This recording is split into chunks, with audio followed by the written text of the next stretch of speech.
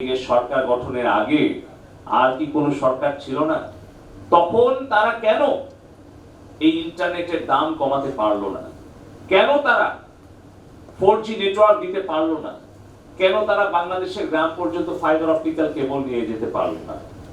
আজকে আমাদের private ISP সংখ্যা 3000, 1,20,00,000 মানুষ তারা ব্রডব্যান্ড কানেক্টিভিটি ইউজ করে বাসা, বাড়ি, অফিস, আদালতে, ব্যবসা প্রতিষ্ঠানে। আমাদের 12 কোটি ইন্টারনেট ব্যবহার করে মোবাইল 4G নেটওয়ার্কের মাধ্যমে। আমাদের বিদেশে যারা প্রবাসী কর্মী ভাইরা আছেন, আমি গত কয়েকদিন ধরে খেয়াল করছি খুব পরিকল্পিতভাবে আমাদের সরকারকে, মাননীয় প্রধানমন্ত্রীকে, আমাদেরকে আক্রমণ করা হচ্ছে। এমন ভাষায় আক্রমণ করা হচ্ছে, এটা কোনো সুস্থ স্বাভাবিক মানুষের পক্ষে সম্ভব নয়। এটা নিশ্চয়ই পরিকল্পিতভাবে উস্কানি দিয়ে এটা করানো হচ্ছে। আমার মায়ের বয়স 82 বছর।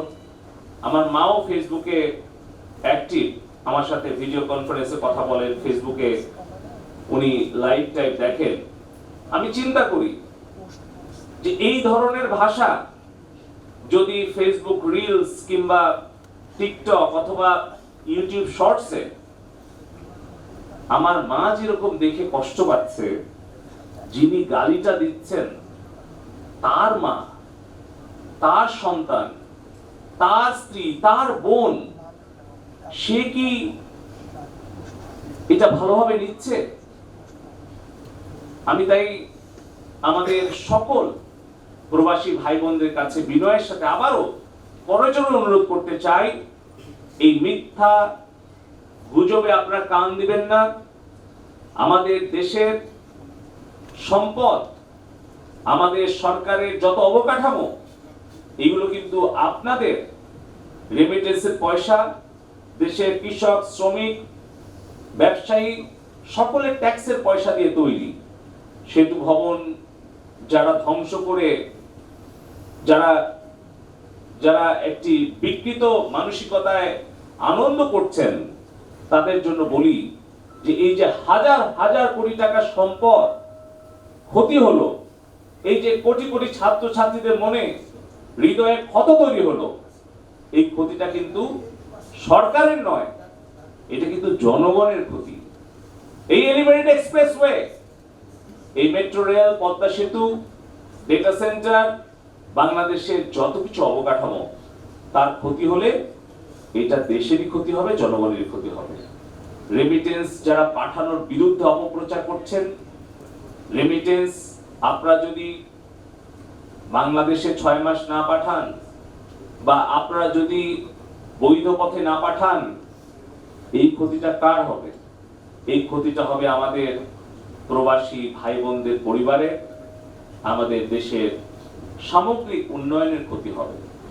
তাই এই অপপ্রচারগুলো আমাদের প্রতিরোধ করার জন্য সবাইকে ঐক্যবদ্ধ হয়ে কাজ করতে হবে।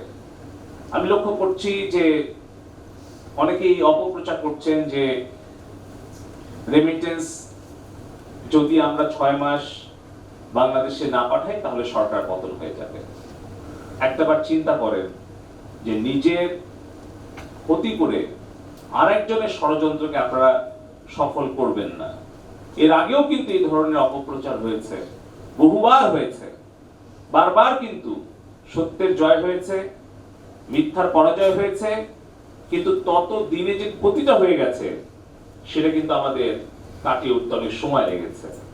আরেকটা অপপ্রচার আমি দেখতে পাচ্ছি, আমাদের রাজনৈতিক প্রতিহিংসার কারণে অনেকেই আক্রমণ করছেন যে ডাক, টেলিযোগাযোগ, তথ্য প্রযুক্তি মন্ত্রণালয়ে নাকি আমরা একটা বিশাল প্রকল্প নিয়েছিলাম, যে প্রকল্পের আওতায় নাকি 6 লক্ষ সাইবার যোদ্ধা তৈরি করার কথা ছিল, সেটা কোথায় গেল?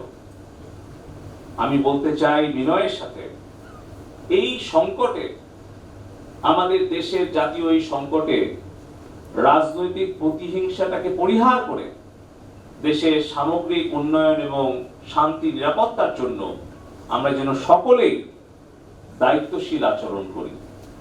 এই সময়ে মিথ্যা অপবাদ দিয়ে হয়তো রাজনৈতিক প্রতিহিংসা অনেকে চরিতার্থ করার চেষ্টা করছেন, কিন্তু একটা কথা আমাদের অবশ্যই মনে রাখতে হবে, মিথ্যা দিয়ে সত্যকে সাময়িক ঢেকে রাখা যায়, কিন্তু সত্যের জয় অনিবার্য।